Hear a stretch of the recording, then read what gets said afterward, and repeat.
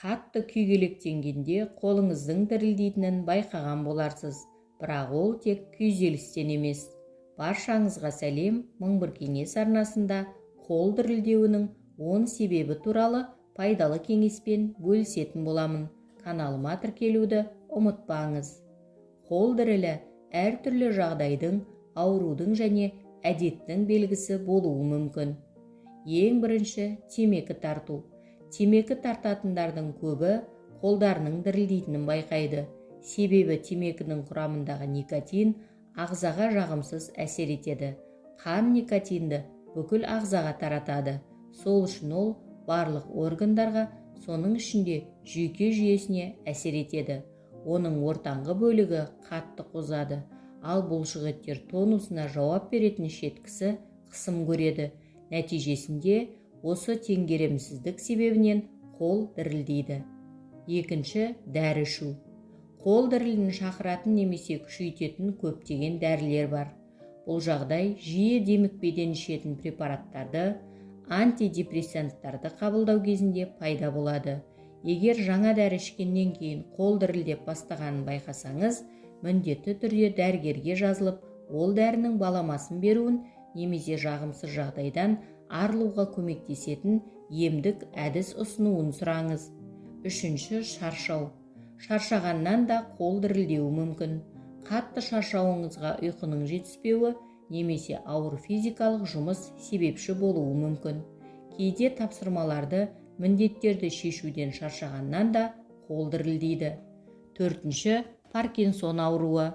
Бұл ауру кезінде пайда болатын қол дірілі тыныштық дірілі деп аталады. Қол қозғалмай, заттарды ұстай алмайтын кезде пайда болады. Паркинсон ауруы кезінде қол дірілі айқын ырғақты сипатқа ие болады. Ол бірдей жиілікпен және күшпен болады. Паркинсон ауруына қол дірілінен бөлек басқа да белгілер тән.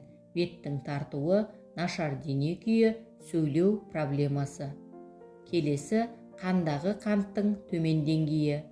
Қандағы қанттың азаюы, қандағы глюкоза шоғыры жеткіліксіз болған кездегі жағдай. Бұл кезде қант деңгейі түседі, бас айналады, қарын ашады және қол дірілдейді. Гипогликемия ұзақ ашығудан, сусызданудан және шамадан тыс физикалық жүктемеден пайда болады. Оған диабетпен қиналатын адамдар жиі шалдығады. Олар үшін гипогликемия өте қауіпті. Келесі, қалқанша без қызметінің күшеюі, яғни гипертиреоз. Гипертиреоз қалқанша без өте көп гормондар бөлген кезде пайда болады. Сол үшін адамдар жағымсыз белгілерді сезеді, қол дірілдейді, ұйқы проблемасына тап болады және бірден салмақ жоғалтады. Ол ерлерге қарағанда әйелдерде жиі кездеседі. Оның емін уақытында бастау өте маңызды. Әйтпесе ол жүрек қан тамырлар жүйесі проблемасының, мысалы инфаркт себебіне айналуы мүмкін. Жетінші себеп B12 дәруменінің жетіспеушілігі. Жүйке жүйесі саулығын сақтау үшін ағзаға B12 дәрумені қажет.